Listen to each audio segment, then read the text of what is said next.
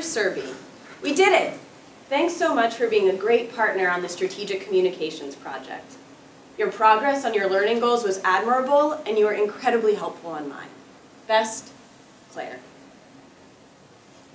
It is so easy to handwrite a letter. It takes just a minute. But we don't do it very often. Think about the last time that you went to your mailbox and opened a real letter. You probably felt amazing. The art of handwriting doesn't have to be dead. Today, we're going to talk to you about the power of handwritten communications, when you can employ handwriting over digital communications, and share with you some examples from our own life about when it's been moving for us. Viscerally, we know that handwritten communications are better. But why is this? First, they're more memorable. In a deluge of snaps and blasts and emails, a handwritten letter really stands out. They're also longer lasting. Now, you may argue that email is eternal, and in the literal sense, you'd probably be right. But we don't print out our text messages and put them on our refrigerator or save them in a box that we go and review on a rainy day. And in that sense, handwriting lasts longer. They also demonstrate a much deeper personal investment in the relationship.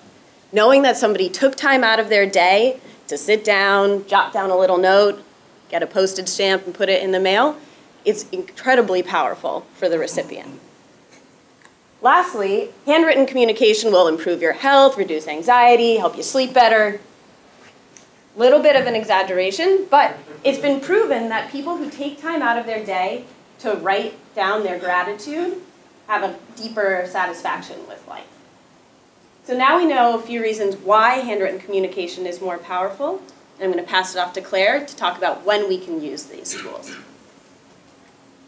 Thanks, Melanie. There are many different types of handwritten communication. You can send thank you cards, notes to say I'm sorry, to send condolences, or congratulations, or holiday cards. So next time you think about sending a text or an email, why not send a handwritten note instead? Ben and I are now going to walk through a few examples from our lives of when handwritten communication has impacted our relationships. In preparing for this presentation, we all went through our papers and figured out what we'd held on to over the years. I found this note from almost 10 years ago from my college roommate. It was really just written just because she wanted to say that she was sorry for being a bad roommate recently, which I'm sure we can all relate to, and also to wish me luck on my consulting interviews. But it really stuck with me, and I held on to it for all of these years. It's pretty interesting.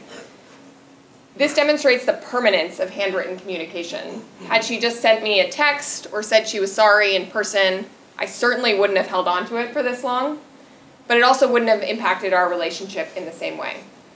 I'm now going to pass it on to Ben for another example. Thank you, Claire. So, a few weeks ago, my girlfriend and I celebrated our 1-year anniversary. And to celebrate this amazing milestone, we, of course, went out to a 5-course fancy surf and turf. But what I will remember is not the food that we ate. In fact, it won't even be the meal itself. What I'll remember for the years to come is this lovely handwritten piece of work, art, that my girlfriend Lou has given to me. Should I read a few lines here? Yes? Okay, all right, if you must. It has been a year, and what a year it has been.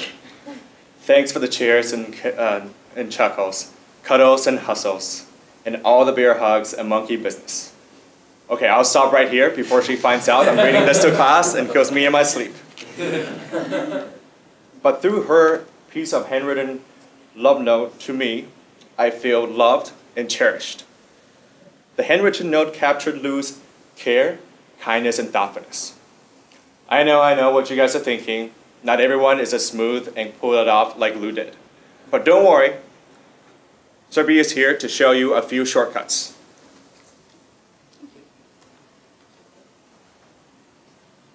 Sending handwritten notes to people we care about would be really amazing. But how do we find time to write all these notes? How do we think of the content there? Our tip is one thought, 20 words. That's all you actually need to personalize a letter. Not every note needs to be as detailed or long as what Ben received from Lou. That's for like special occasions, but for most occasions, something which a personal thought specific to the audience would be enough to make it memorable. Let me share an example. I'm sure during every holiday season, we all receive a lot of cards, or maybe just emails nowadays. Last time when I was going through the stack of all my cards, the one which stood out to me was from my cousin. It was a simple printed note, but on that, he had added a note for me saying, "Dear Surbhi, hope you are enjoying being back at school. We think of you every time we are discussing schools for RN." That's all that it took. But is there a way we can use this power in business settings? That's where we all are headed, to be able to communicate effectively in business places. Yes, we can, and in the same way. Let's take a step back and think, why do we actually communicate? What's our goal in all these business settings?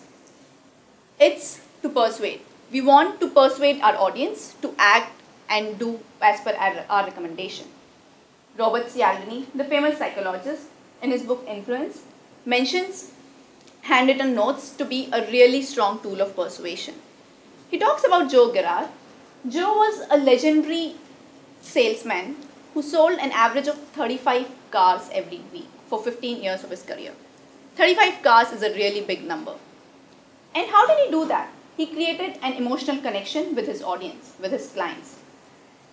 Every month, Joe would sit down, print out a few cards, and write a note to each of his clients. It was just one specific thought to them. His clients felt special. They loved Joe. Every time they had to buy a new car or suggest or recommend a person to their friends, it was Joe. I see them asking going, but I'm not going to be selling cars, so how do I apply this? Well, let's have a look at this. I'm sure all of you here received similar letter in last 2 years, at least the peers in GSP. And what is the first thing that grabs your attention here? It's that handwritten note by Derek in the bottom. And that stands out. This letter arrives for all of us in a very interesting moment. It's the moment when all of us are weighing different options, HBS versus GSP, MBA or not an MBA. This creates an instant emotional connection. This leads to a subtle persuasion. And it comes within 24 to 48 hours of that call from Derek the previous day. It does have an impact. I felt really special that he mentioned not just me, but also my husband in this. Ben felt really special that Derek wrote congratulations in Chinese for him. And it's the same case with all of my other friends. We all are confident that these notes are very specific to us. But then how? This is surely more than 20 words. And how do you write 500 of these every year? There's a template to this. If you look at these notes closely, there are 4 parts to it. And it's essentially 5 to 10 words specific to each person in that note. But those words are really specific to you. So that's all that effort it takes.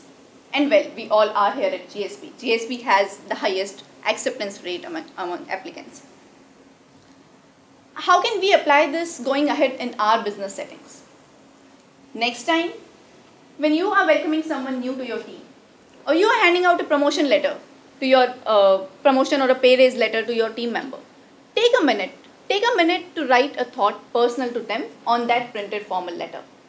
They will not remember the printed formal letter, but that personal note will take you a really long way. It will stick with them. Thank you, Surbhi. Now, we hope you're as excited as we are to employ written hand communication to your heart's content. But before you do that, ask yourself this question.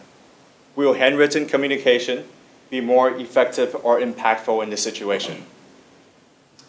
5 years ago, I received a piece of handwritten work with beautiful handwriting. But I must say, it was the worst resume I've ever seen in my life. It just crushed my soul when I noticed that she still had 9 more to go as she walked around to other companies at the career fair. One simply does not use a handwritten resume when applying to a software engineering position. just like we didn't handwrite our PowerPoint presentation today. Though I don't want any handwritten resume from you, I do appreciate it if you send me any handwritten thank you notes after our talk.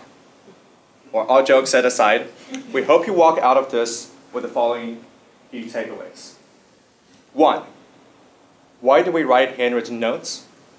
It can be memorable, it can be very thoughtful, and it builds stronger and lasting relationships. And some even say it improves the quality of life. 2, written communication notes can be used in many occasions, such as love notes and many more. And lastly, you don't have to handwrite an entire essay. Sometimes you can add a personal touch and use a general template to make it more thoughtful and impactful. And it can be applied to both personal and professional settings. So we're now open up for Q&A, and we encourage you to take handwritten notes. It would help you to remember more and perhaps live a happier life.